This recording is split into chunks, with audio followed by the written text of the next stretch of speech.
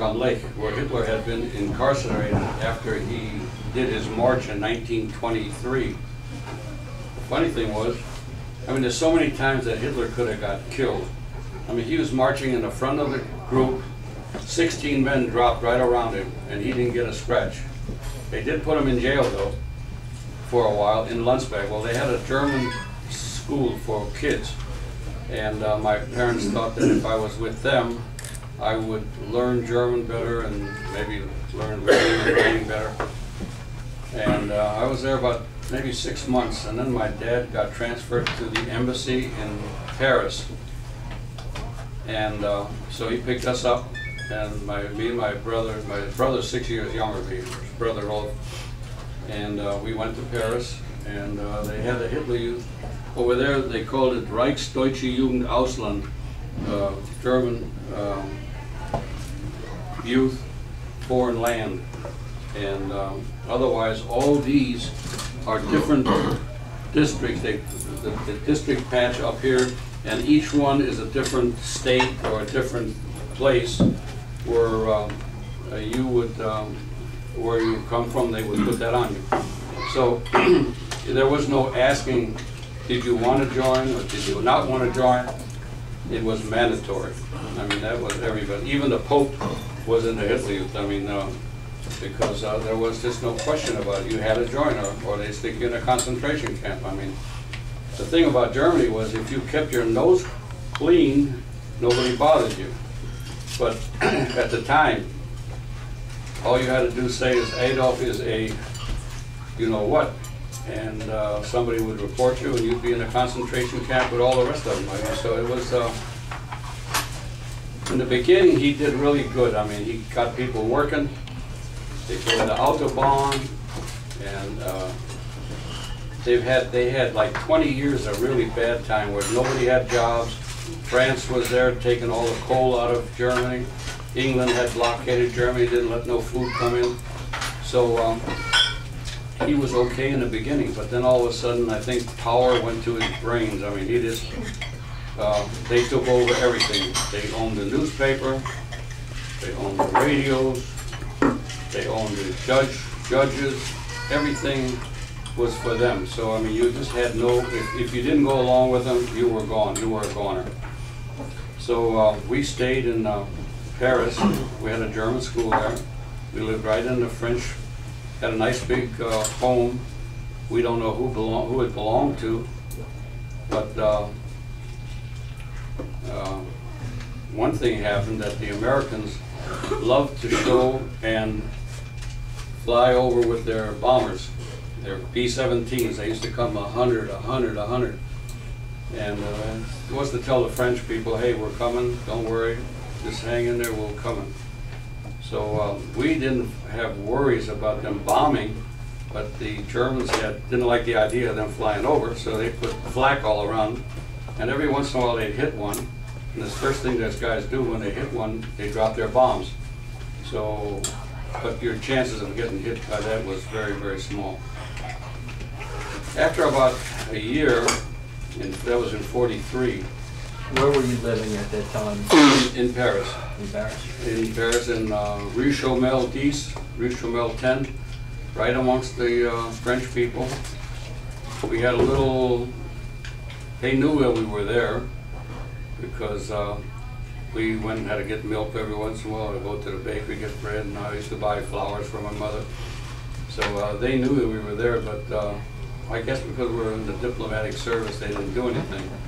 The French underground was pretty rough. I mean, they shot a lot of German soldiers in the back and stuff like that, so we always hear one side or the other side, oh, they were rough, but I lived there and I saw how Germans, how they acted. These German soldiers were, I mean, they had a law.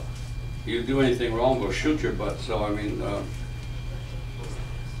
in combat, all kind of things happen, but the ones who were there afterwards, they really behaved themselves as soldiers. They had to, because they have so many darn don't do this, don't do that, and stuff like that. So, but then when they realized that the Americans and the Allies were going to land soon, they took all the German kids and they sent us to the Black Forest. They call that Kinderlandverschickung, the children into the country. And the English did it too. They took all the kids out of London to keep them from being bombed and stuff like that. So we were there, and they had the Hitler Youth run the thing. One time we had a German Air Force sergeant in charge, and then they had a couple of young guys from the Adolf Hitler schools who ran it. But we had school there, and then we could hear the cannons and the things, the Americans coming closer to the Rhineland, and we were right off the Rhine. So thank God my dad came by and picked us up and took us to Oberaudorf am Inn, which is on the other end, close to the Inn River by Kufstein, by Tyrol, Austria. And we lived by my aunt. My uncle was with the police, and he was up by Danzig, somewhere in East Prussia or something like that. And when the war came to almost to a final end, they had soldiers that were lined up along the Inn River, Germany here, Austria over there, and the mountains here. And they were going to make a stand there. So we took, my dad was there, my mother, we got on up on a hill, and we went up to the mountain because we figured if they're going to shoot, they're going to shoot down there. On the mountain up there would be all right. But the mayor had gone out and talked to the Germans and said, look, why don't you pull back to the next town or something there? We don't want our town blown up. Because this was the end. The Americans were coming here. The other Americans were coming from Italy, and there was maybe 50 or 100 miles that it was still Germany. That was the end of the war. And when the Americans pulled in, it was the 43rd Infantry Regiment, the Rainbow Division. And they came, we lived in a 3-story house, apartment house really. The people downstairs had a business. Next door, they made all kind of metal items and everything. And we remember this lieutenant came in. He was a Jewish lieutenant, American Army. He said, everybody raus, everybody got to get out. We're taking it over. We need room for our soldiers.